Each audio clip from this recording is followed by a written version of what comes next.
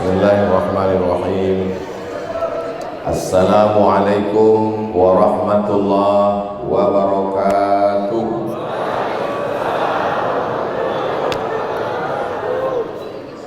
Alhamdulillah wassalatu wassalamu ala Rasulillah wa ala alihi wa sahbihi wa man tabi'ahu wa mawalah. Yang sama-sama kita hormati Ketua Masjid Raudhatul Muflihin. Raudhah artinya taman, muflihin orang-orang yang menang. Jadi di dalam ini semua orang yang menang. Siapa yang mau menang, masuklah ke Masjid Raudhatul Muflihin. Insyaallah dia menang di dunia dan menang di akhirat, insyaallah. Dan ini lokasinya di kota Makassar, Sulawesi Selatan, dekat dengan pasar Terong.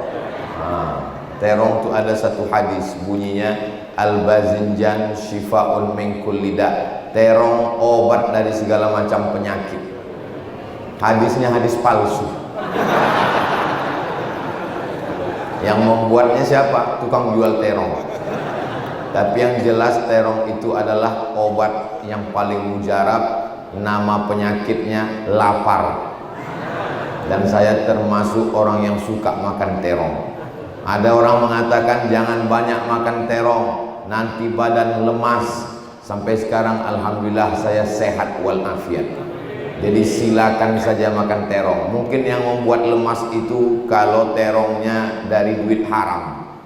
Kalau duitnya halal, buktinya jamaah Masjid Raudhatul Muflihin ramai sholat subuhnya melimpah ruah. Mudah-mudahan kita istiqomah insyaallah. Yang sama kita hormati para asatiz guru-guru kita.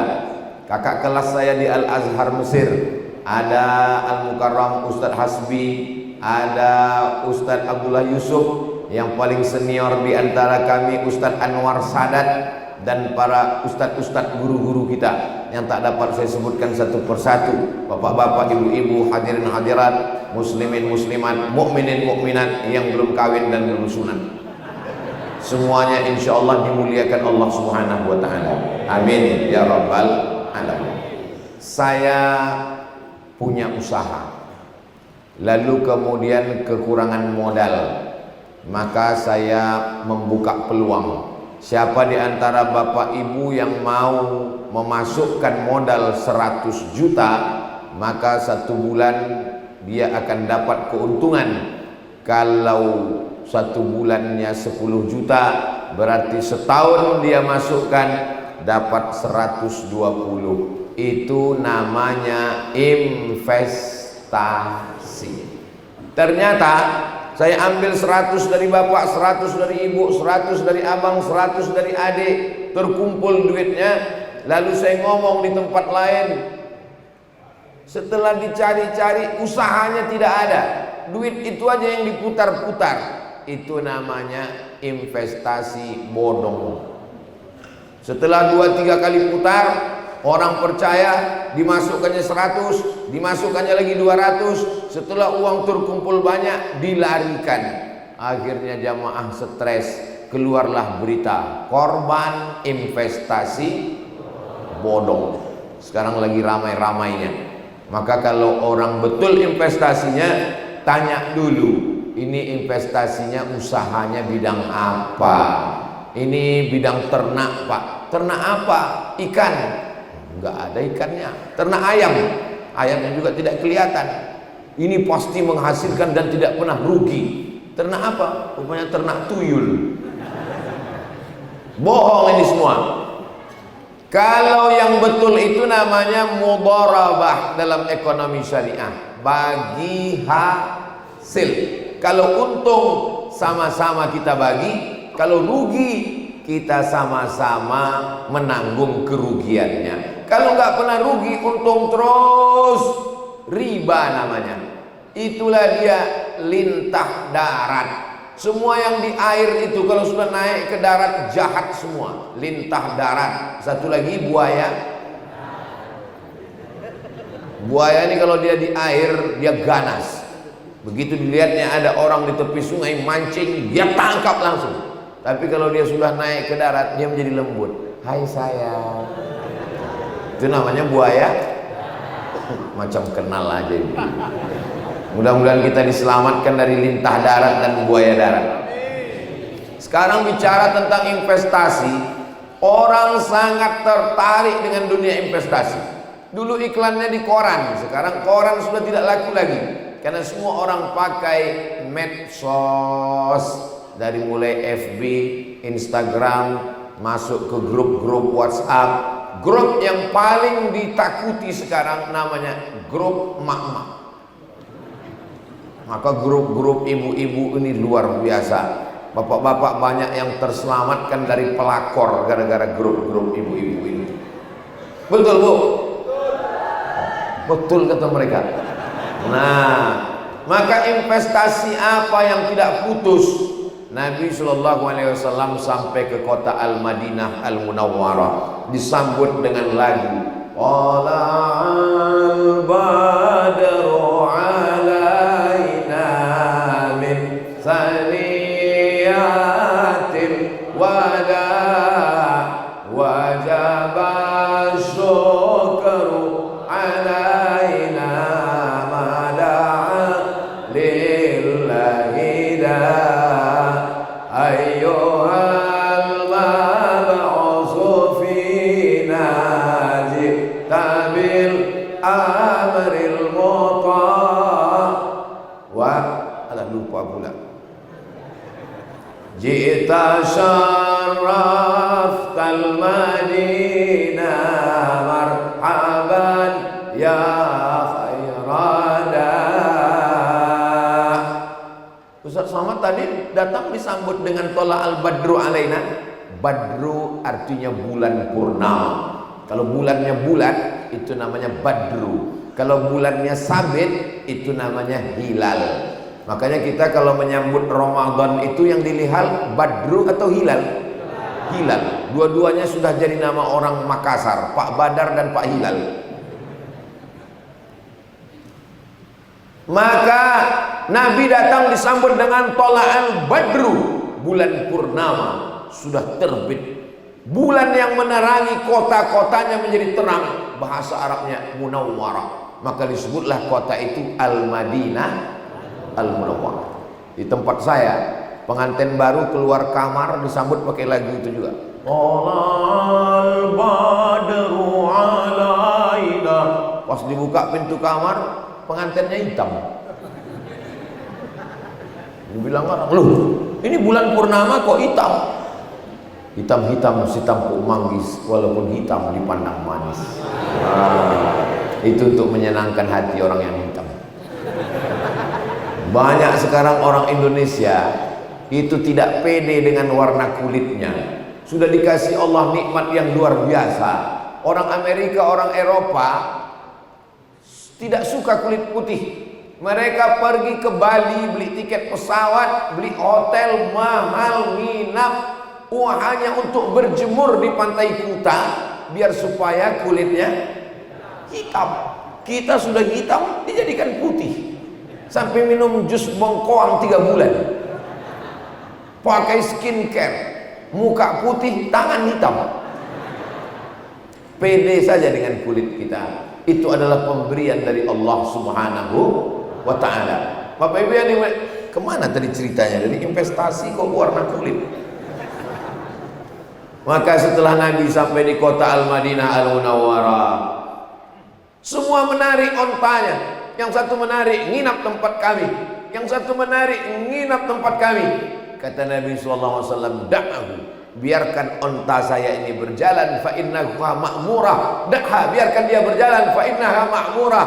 Fa innaha ma'murah. Karena onta saya ini mendapatkan perintah. Di mana nanti dia berhenti, di situ saya akan menginap. Akhirnya berhentilah onta itu di depan rumah Abu Ayyub Al-Ansari. Maka Nabi saat sampai di Madinah, dia menginap di rumah sahabat Nabi bernama Abu Ayyub Al-Ansari. Makamnya ada di kota Istanbul. Panjang umur, sehat badan, kita akan umroh dan singgah di Istanbul bulan Februari 2024 insyaallah. Daftar ke Ustadz Hasbi dan Ustadz Abdullah Yusuf. Jangan lupa kuota terbatas. Umur Abu Ayyub Al-Ansari ketika mendengar berita hadis itu 80 tahun. Apa kata hadis Nabi? La tuftahannal Konstantiniyah. Kalian akan merebut kota Konstantinopel. Mendengar hadis itu, dia sudah berumur 80, dia langsung pergi ke Konstantinopel. Tidak berhasil merebut. Beliau meninggal di sana. Berita itu didengarnya umurnya 80, semangatnya bangkit. Maka kalau ada bapak-bapak yang di sini umur 70, 80, itu adalah semangat Abu Ayyub Al-Ansari. Allahu Akbar. Kenapa Ustaz takbirnya kuat? Belum sarapan. Lalu kemudian Nabi SAW menginap di sana. Dan ada tanah punya 2 orang anak yatim. Tanah itu dibeli Nabi, dan di atas tanah itu dibangun masjid. Panjangnya 22 meter lebar, ke belakang 15 meter. Itulah tempat yang paling diperebutkan di dunia. Tanahnya lebih mahal daripada tanah di Las Vegas, tempat kasino judi Amerika. Itulah dia yang disebut ma baina baiti wa minbari, antara kamarku dan mimbarku raudhatun min riyadil jannah, satu dari taman-taman surga yang kita berebut-rebut mau ke sana. Sekali berangkat umroh cuman sekali bisa masuk, begitu sampai di dalam ngantrinya 2 jam, sampai di dalam kena usir sama polisi. Haji, haji, haji, haji, haji. Insya Allah panjang umur sehat badan, bisa melaksanakan doa zikir di Taman Raudhah insya Allah. Amin. Nabi itu kan sudah Nabi, Nabi itu kan sudah Rasul, Nabi itu kan sudah pilihan Allah Ta'ala. Banyak manusia ada yang dipilih jadi Nabi, banyak Nabi ada yang dipilih jadi Rasul, banyak Rasul ada yang dipilih jadi ulul azmi, cuman 5 orang. Nabi Ibrahim, Nabi Musa, Nabi Isa, Nabi Nuh, Nabi Muhammad sallallahu alaihi wasallam. Di antara yang 5 itu pemimpinnya dia. Maka kita sebut Sayyidul Awwalin wal Akhirin, Sayyidul Anbiya wal Mursalin, Sayyidina wa Maulana Muhammad sallallahu alaihi wasallam. Apa pelajaran dari hadis ini?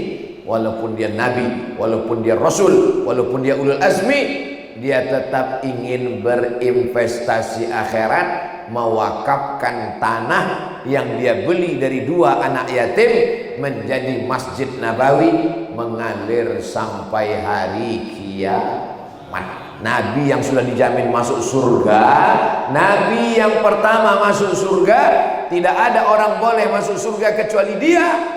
Dia tetap berinvestasi akhirat dengan mewakafkan tanah masjid. Beruntunglah mereka yang dulu mewakafkan tanah masjid Raudhatul Muflihin. Kita alhamdulillah sekarang melaksanakan sholat subuhnya di sini ramai-ramai. Saya tidak tahu siapa yang mewakafkan tanah Raudhatul Muflihin tanpa kita menyebutkan namanya. Ila hadrati, ila ruh fulan, pahalanya sudah mengalir. Maka kalau kita mau investasi akhirat, carilah tanah kosong, langsung kita wakafkan. Mudah-mudahan kita dibukakan pintu rezeki bisa wakaf masjid sebelum mati insyaallah. Amin.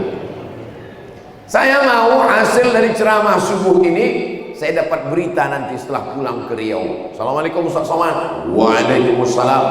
Alhamdulillah, setelah Ustaz pulang dari Raudhatul Muflihin kemarin, jamaah berlomba-lomba mewakafkan tanah. Assalamualaikum Bapak Ketua Masjid. Iya, itu ada tanah saya wakafkan. Tanah siapa? Enggak tahu.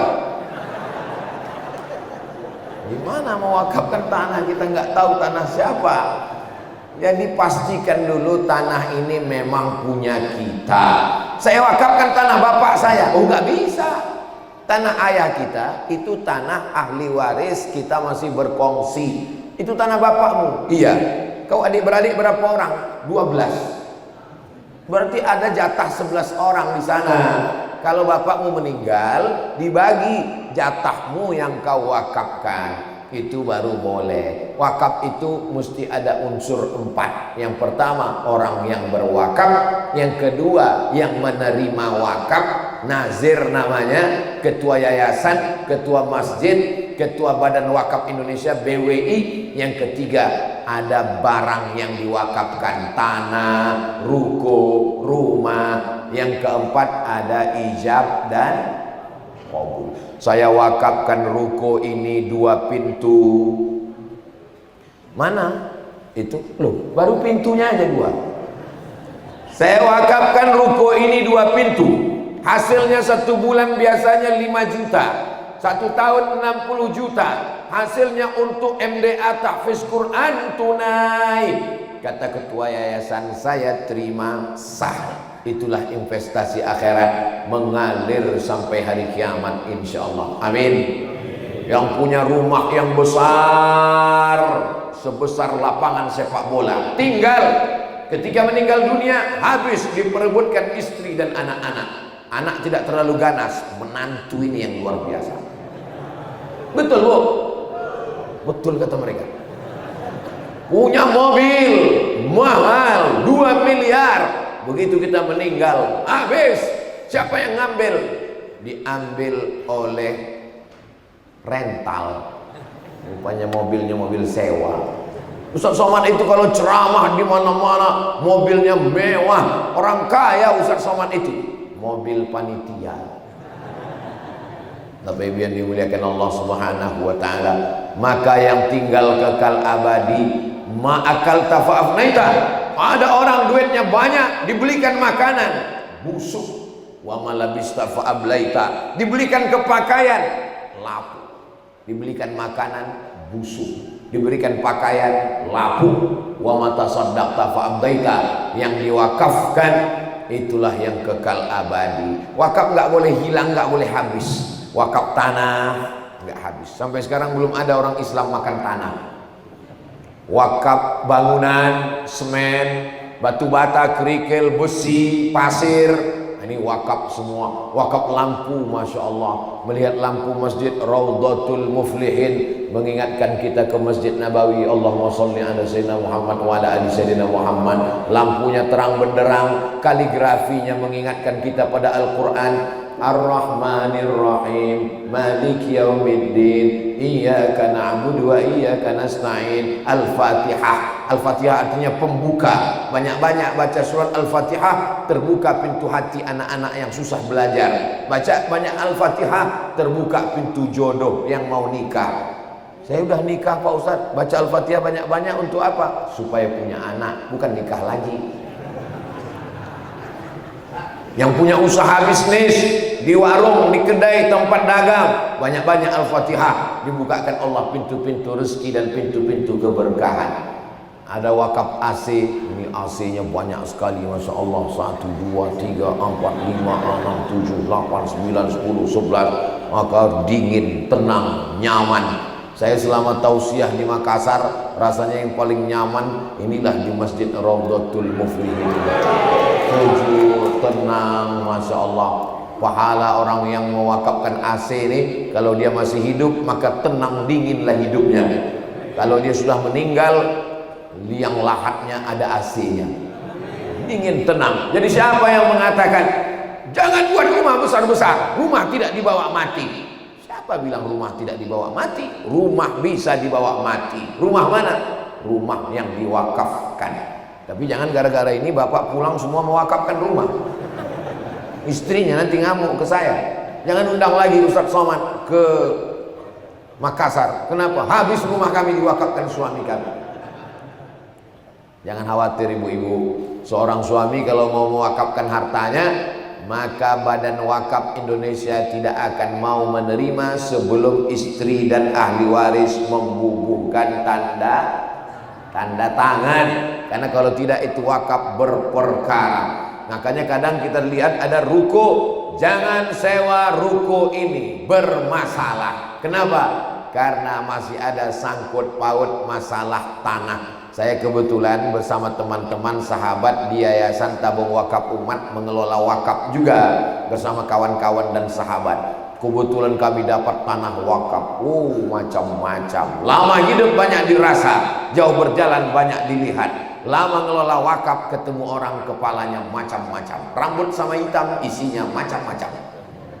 Saya wakafkan tanah ini untuk Yayasan Tabung Wakaf Umat, diterima oleh Ustadz Abdul Somad, tunai saya terima, sah, Allahu Akbar, foto, update status di Instagram, kontak ke BPN, Badan Pertanahan Nasional. Assalamualaikum. Waalaikumsalam. Tolong cek Bapak BPN, ini tanah wakaf, titik koordinat, lokasi, kecamatan, kabupaten, provinsi. Sudah kami cek Ustadz Somad. Gimana? Pemiliknya tumpang tindih 5 surat. Assalamualaikum Pak Haji. Waalaikumsalam. Tanah yang wakaf kita akad kemarin rupanya bermasalah Pak. Gimana ini? Mohon maaf Pak Ustadz, karena bermasalah itulah maka saya wakafkan.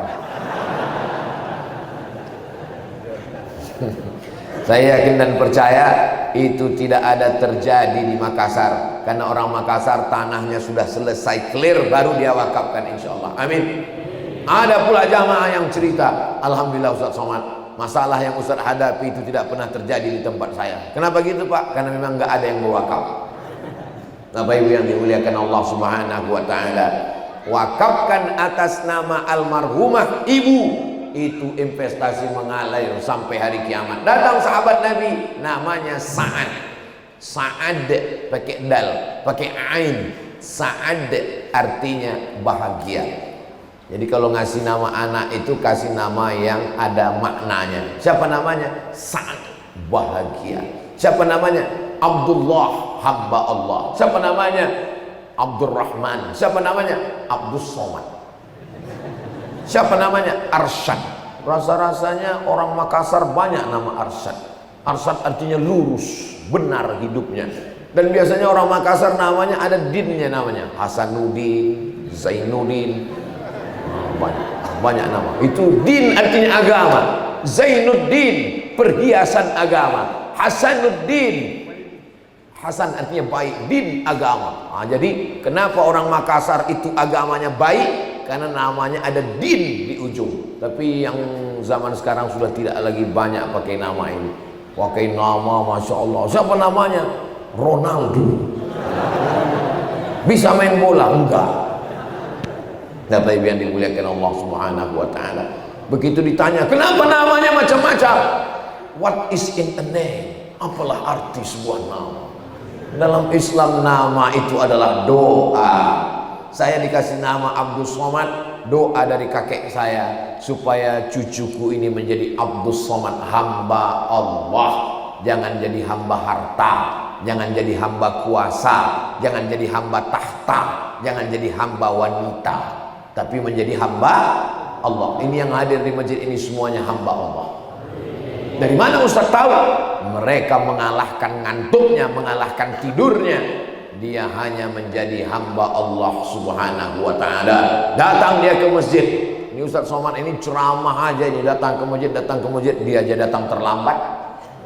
Saya sudah bangun tadi malam habis tausiah, pulang ke hotel jam 12, tidur 1 2 3 4. Jam 4 saya sudah bangun. Jam 4 sudah mandi, sudah bersih. Saya mau datang ke masjid, dijemput panitia sesudah subuh. Jadi saya sampai kemari. Ini perlu saya ceritakan supaya jangan sampai orang ngomong, Ustaz Somad itu ceramah aja ke masjid.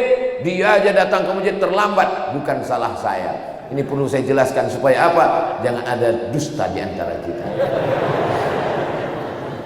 Salatullah, salamullah ala taha Rasulillah.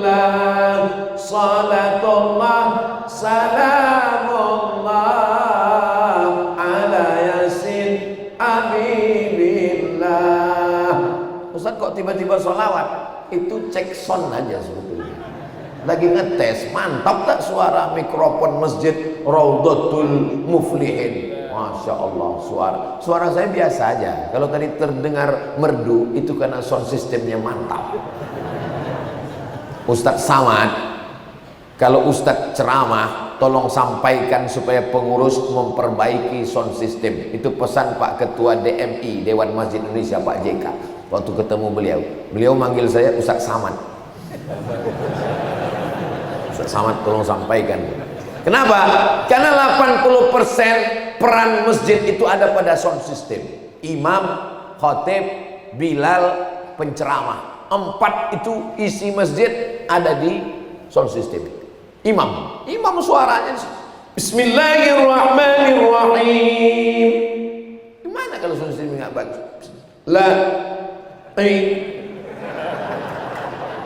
Azan juga sound system. Allahu Akbar, Allahu Akbar. Ini kadang sound system ini. Penceramah, saya bersemangat ini sound systemnya bagus karena di tempat baru. Assalamualaikum.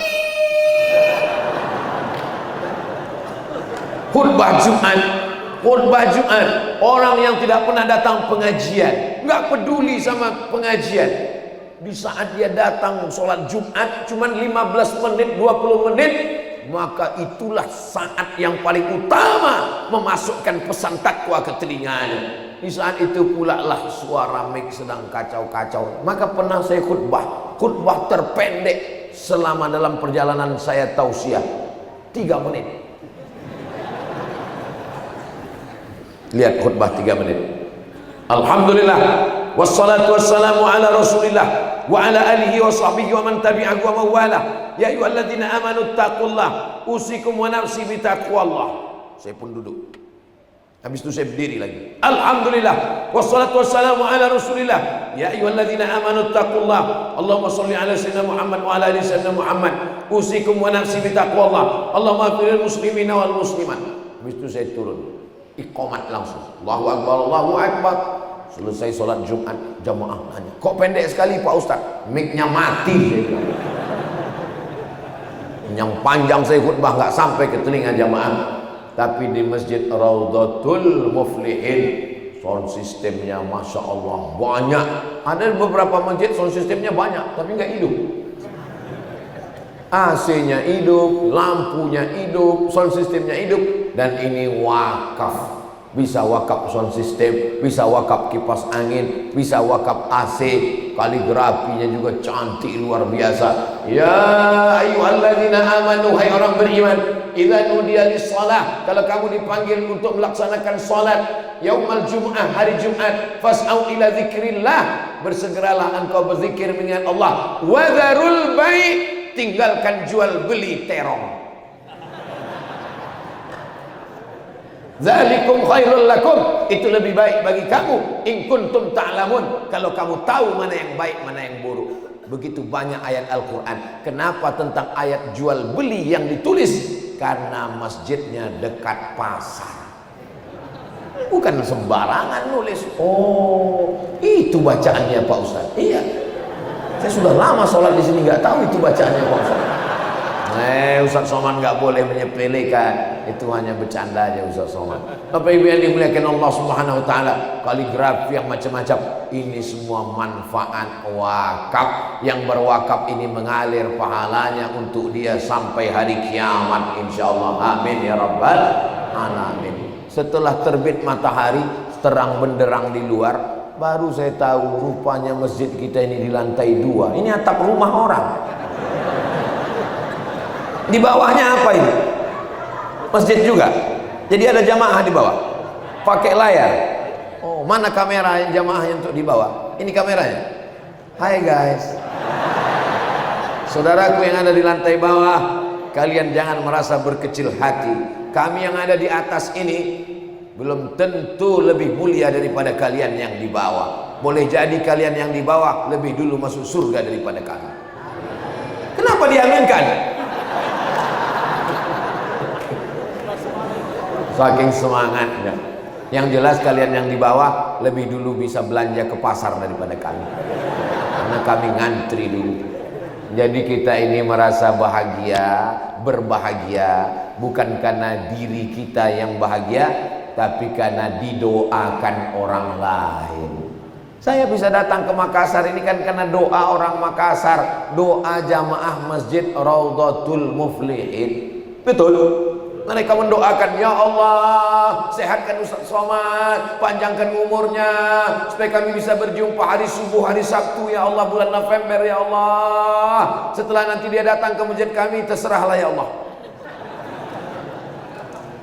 Mudah-mudahan kita selalu istiqomah.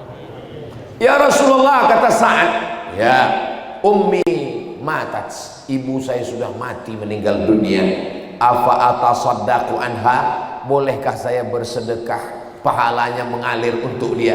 Kata Nabi, tasaddaq, silakan bersedekah. Sedekah apa yang paling afdal?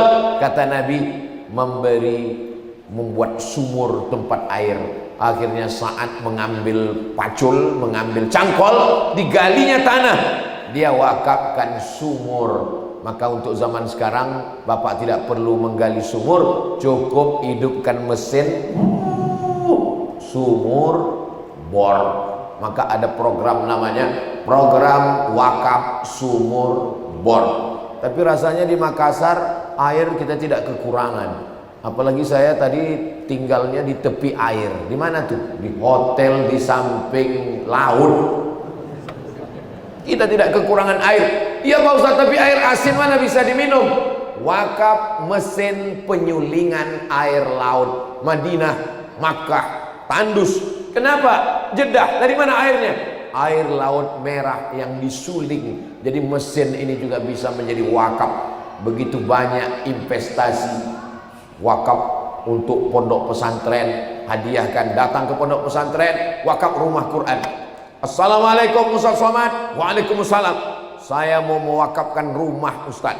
Diwakafkanlah rumah, tapi bukan untuk pribadi saya, untuk yayasan. 2 lantai, 9 kamar, halamannya luas, orang Surabaya. Rumahnya ada di Pekanbaru. Dulu beliau kerja perusahaan minyak. Bapak Ibu tahu di Riau itu banyak minyak. Di bawahnya minyak bumi, di atasnya minyak jelantah, minyak sawit. Minyak yang udah dipakai diolah lagi menjadi macam-macam di Jepang. Maka ini semua diwakafkannya, akhirnya menjadi rumah Quran. Datang satu lagi, ini suami saya dulu Pak Ustadz bangun rumah, sekarang sudah meninggal dunia, anak-anak sudah ikhlas. Diwakafkan juga menjadi rumah Quran, mengalir pahalanya sampai hari kiamat. Yang tidak bisa berwakaf, ini di bawah wakaf, namanya infak.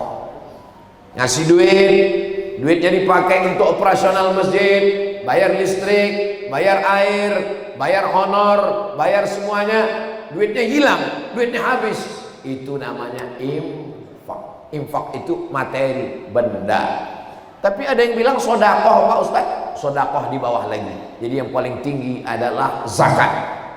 Karena dia wajib, di bawah zakat namanya wakaf. Tidak wajib, di bawah wakaf namanya infak. Hilang, habis, itu namanya infak. Infak nasi bungkus hari Jumat, infak pisang, infak susu kedelai, habis. Yang paling bawah namanya sodakoh, bukan somat. Sodakoh. Sodakoh ini yang paling ringan. Begitulah Allah. Kenapa sodakoh? Tabassumika fi wajhi akhika sodakoh. Senyummu ke wajah saudaramu sodakoh. Wakaf tanah nggak bisa, wakaf AC nggak bisa, sedekah duit nggak bisa, senyum asal jumpa sama orang. Makanya kotak di masjid itu jangan buat kotak sodakoh, nanti orang senyum aja waktu dia lewat, pas lewat. Nah, kotak, jangan buat kotak wakaf, karena tidak bisa kita berakad dengan wakaf. Nggak mungkin kita berakad dengan wakaf. Wahai kota, aku wakafkan surat tanahku ini, kata kotak menerima, aku terima, nggak bisa. Maka yang paling tepat adalah kotak infak. Kotak sodakoh tepat juga, karena uang itu juga bisa sodakoh. Cuman kita khawatir nanti ketika dia lewat orang senyum aja, tidak ada yang ngasih uang. Bapak Ibu yang dimuliakan Allah Subhanahu wa taala, nampaknya Masjid Raudhatul Muflihin tidak pakai kotak. Loh, kenapa nggak pakai kotak? Rupanya sudah canggih, langsung pakai barcode QRIS. Nah, jadi begitu masuk masjid sudah dipasang di depan pintu, orang tinggal buka handphone langsung QRIS, langsung automatically transfer, tinggal klik. Alhamdulillah, begitu sudah transfer, nangis si ibu. Ibu nangis haru, kenapa? Ingat almarhumah ayah, almarhumah ibu, almarhum suami. Bukan Pak Ustadz, tadi waktu ngetik salah klik. Ada pilihannya ternyata 10.000, 100.000, 1 juta. Karena buru-buru terpencet 1 juta. Ini kita berandai-andai sekarang ya, berandai. Seandainya bapak ibu punya tabungan minimal ini 100 juta, amin. Dari bunyi aminnya seperti nggak yakin. Amin.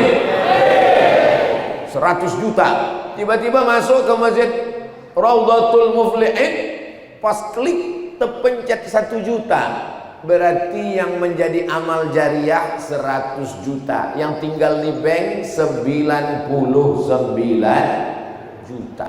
Malang tak dapat ditolak, untung tak dapat diraih. Sampai ajal mati.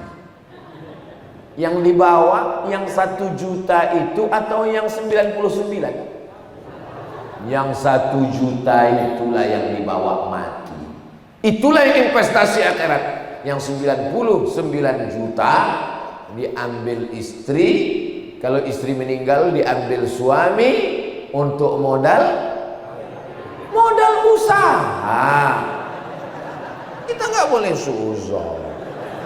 Cinta mereka abadi untukmu, Bu. Sehidup semati. Uang 99 juta itu mereka buka untuk usaha di pasar terong. Akhirnya bisnisnya berkembang. Setelah itu baru dia kawin lagi. Apa ibu yang dimuliakan Allah Subhanahu wa ta'ala. Mudah-mudahan kita dibukakan pintu rezeki supaya bisa investasi akhirat ini, insya Allah. Paling tinggi zakat, nomor 2 wakaf, di bawah itu infak, di bawah itu sodakoh. Sodakoh yang paling ringan. Sodakoh pakai uang bisa, sodakoh pakai senyum bisa. Saya senyum pun nggak bisa Pak Ustaz, karena urat-urat saraf saya ini sudah nggak bisa lagi senyum, bawanya mau ngamuk aja Pak Ustaz. Sodakoh yang terakhir zikir Subhanallah walhamdulillah wa la ilaha illallah wallahu akbar wa la haula wa la quwwata illa billahil aliyyil azim. Saya nggak bisa lagi bersuara seperti itu Pak Ustaz. Kalau gitu pakai suara biasa aja. Subhanallah walhamdulillah wa la ilaha. Pakai suara pun nggak bisa Pak Ustaz. Kalau gitu nggak usah pakai suara. Mulut bergerak pun tak bisa Pak Ustaz. Kalau gitu dalam hati aja. Dalam hati pun nggak bisa Pak Ustaz. Tahu Pantai Losari? Tahu kan? Nah, bawa ke sana. Panggil ikan hiu. Hiu, ada sarapan ini bilang. Untuk apa lagi hidup? Buat macet Makassar aja. Ustaz Somad ini kejam sekali. Bukan kejam. Ini manfaatnya supaya kita sadar diri bahwa kita masih diberi hidup ini supaya kita banyak-banyak beramal soleh. Sekarang sudah jam 5.50. Tadi saya mulai jam 5, sekarang sudah jam 5.50. Jangan kemana-mana, kita lanjutkan setelah tanya jawab berikut ini. Assalamualaikum warahmatullahi wabarakatuh. Saya berada di asrama Ma'had Az-Zahra, 4 lantai 36 kamar. Ada tak ada kita, asrama ini tetap jadi, anak-anak tetap menghafal Quran di sini, tetap jadi orang, tetap menjadikan amal jariah mengalir. Kita hanya sekedar menumpang tuah, mengambil berkah. Mari kita selesaikan bangunan ini melalui transfer ke BSI nomor rekening 76777772227 atas nama Pendidikan Hajah Rohana, almarhumah mak saya. Nomor admin jangan lupa kontak ke nomor 0811 6650 026. Berkah selalu. Assalamualaikum warahmatullahi wabarakatuh.